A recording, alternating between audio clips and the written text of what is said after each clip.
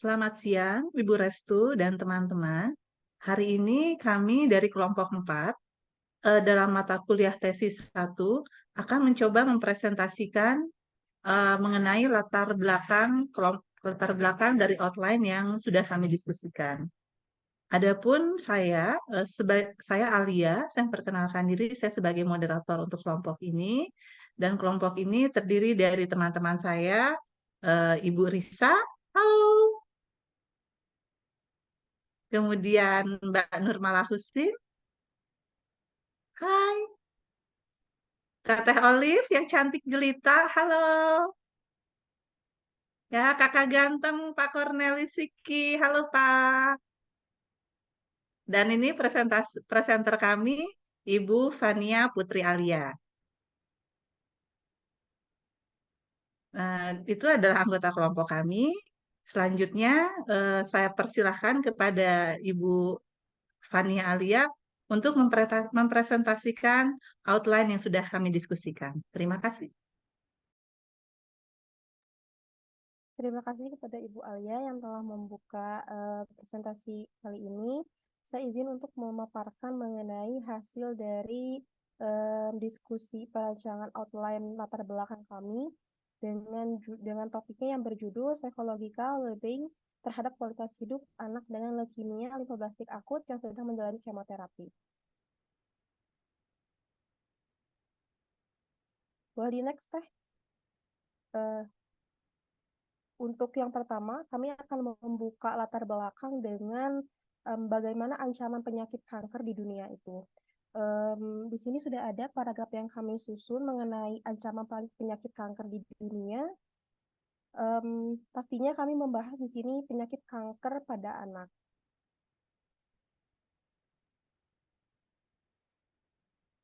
Lalu kami akan membahas mengenai prevalensi kanker pada anak di dunia berdasarkan WHO dan UICC.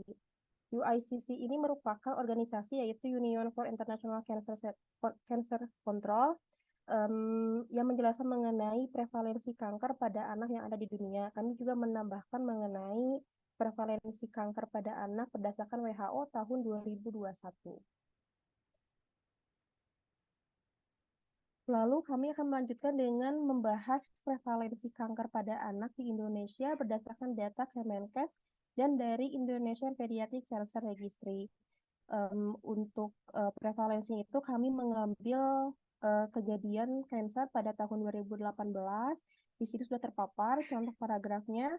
Dan juga kami akan memaparkan mengenai prevalensi kanker berdasarkan Indonesian Pediatric Cancer Registry pada tahun 2022 mengenai prevalensi kanker pada anak dan juga angka kanker yang paling sering terjadi pada anak. Di sini sudah ada ya, seperti leukemia lymphoblastik, leukemia myeloblastik, dan retinoblastoma. Itu adalah ketiga kanker yang paling sering terjadi pada anak.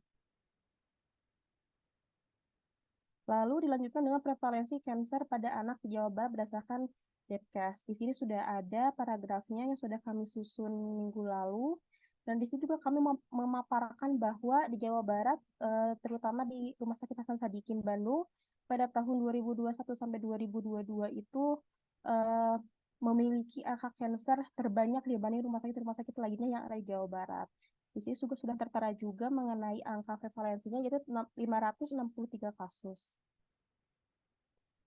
Selanjutnya, setelah membahas ancaman dan prevalensi berdasarkan di dunia, di Indonesia, dan di Jawa Barat, kami melanjutkan dengan membahas mengenai jenis kanker anak yang biasanya atau paling sering terjadi di Indonesia, di dunia, dan epidemiologinya. Kami juga mengambil referensi dari WHO tahun 2021, sama seperti tadi bahwa jenis kanker yang paling umum terjadi pada anak adalah leukemia, retinoblastoma, osteosarkoma, kanker otak, limfoma, dan neuroblastoma, dan tumor Wilms. Lalu kami mengambil salah satu dari yang terbanyak tadi, dari jenis kanker yang terbanyak tadi, kami mengambil fokus ke leukemia limfoblastik akut. Di sini kami sudah memaparkan bagaimana konsep dari leukemia limfoblastik akut yang sudah kami susun. Ini untuk konsep leukemia limfoblastik akutnya. Lalu setelah membahas konsep leukemia limfoblastik akut, kami juga akan memaparkan mengenai bagaimana penanganan dan pengobatan dari leukemia tersebut. Kami juga awalnya memaparkan di sini bahwa untuk mengatasi kanker itu yang tidak dapat diatasi dengan pembedahan maupun terapi radiasi, maka akan dilakukan kemoterapi. Maka kami akan memaparkan lebih fokus terhadap kemoterapinya sebagai pengobatan dari kanker itu sendiri. Lalu setelah kami memaparkan mengenai penanganan dan kemoterapi pada kanker, kami akan memaparkan di paragraf selanjutnya mengenai dampak dari kemoterapi itu sendiri. Dampaknya itu tidak hanya pada fisik saja yang kita tahu, tapi ternyata dampak dari kemoterapi itu juga berdampak pada psikologis dan psikososialnya juga. Di sini sudah dipaparkan mengenai apa saja sih dampak dari dampak fisik, psikologi, dan psikososial yang ditimbulkan dari pengobatan kemoterapi. Lalu setelah membahas mengenai konsep atau dampak dari kemoterapi terhadap fisik, psikologi, dan psikososial, kami akan memaparkan di paragraf selanjutnya mengenai konsep psychological well-being dan faktor yang mempengaruhinya itu apa saja. Karena seperti yang tadi dibahas di paragraf sebelumnya bahwa dampak kemoterapi itu bukan hanya pada fisik saja, tetapi pada psikologikalnya juga. Maka kami di sini akan membahas mengenai psychological well-being-nya dan faktor-faktor apa saja yang mempengaruhi terhadap psychological well-being atau kesejahteraan pada anak yang mengalami kanker dan sedang mendapatkan pengobatan kemoterapi. Di sini sudah dibahas. Lalu untuk selanjutnya kami juga membahas mengenai psychological well-being itu berdasarkan teori dari Reeve. Selanjutnya, kami akan membahas atau memaparkan di paragraf selanjutnya mengenai pengaruh dari dampak kemoterapi terhadap psychological well-being anak dengan LLA atau leukemia limfoblastik akut. Di paragraf ini, kami akan memaparkan apa sih pengaruhnya dari dampak kemoterapi itu terhadap psychological well-being yang sebelumnya tadi kami bahas di paragraf sebelumnya. Di sini sudah terpapar bagaimana dampak atau hubungannya ke dampak kemoterapi terhadap psychological well-being anak.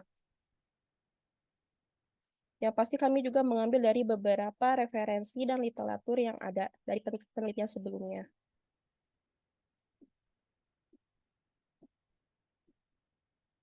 Lalu akan membahas mengenai konsep kualitas hidup pada anak.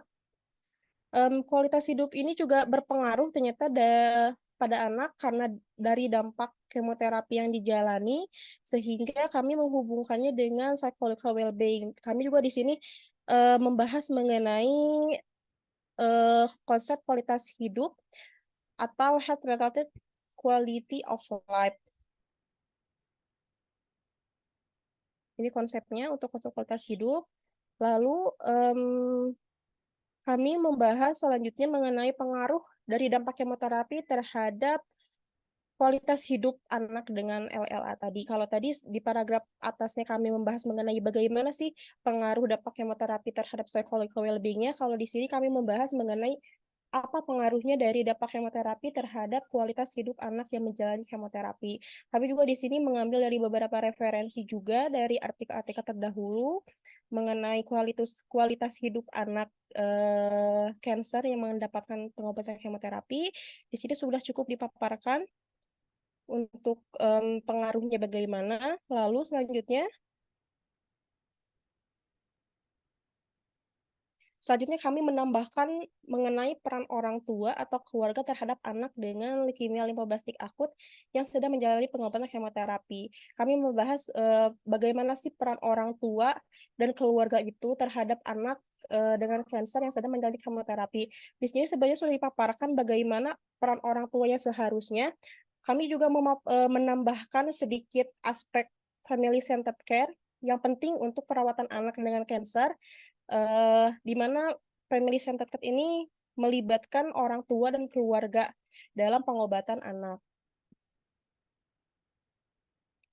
Lalu untuk gap penelitiannya, kami juga memaparkan gap penelitian di sini berdasarkan beberapa literatur. Sebagian besar penelitian pada anak dengan kanker berfokus pada pengkajian pengalaman orang tua dalam merawat anak cancer atau mengkaji kondisi psikologis pada orang tua. Namun ternyata masih terbatas sekali penelitian psychological well-being ini yang meneliti langsung pada anaknya gitu, anak yang mengalami kansernya, karena kebanyakan kan meneliti pada orang tua. Jadi harapannya semoga ini bisa menjadi gap penelitian kami dalam topik ini, sehingga untuk kedepannya kami dapat meneliti langsung ke anaknya mengenai psychological well-being-nya itu.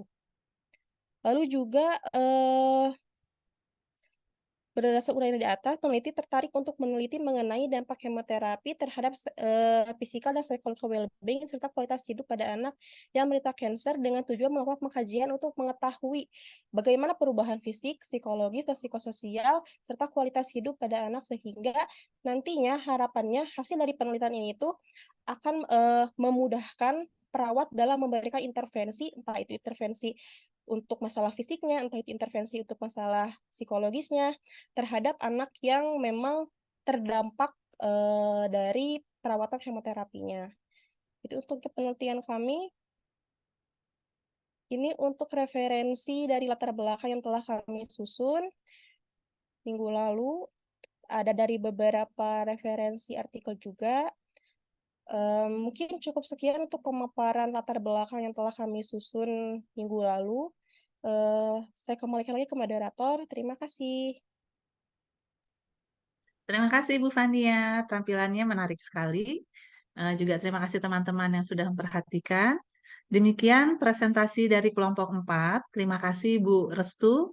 Jika ada yang ingin didiskusikan dengan kelompok kami, maka kami akan menjawabnya di sesi berikutnya. Terima kasih semuanya, selamat siang dan selamat menjalani harinya.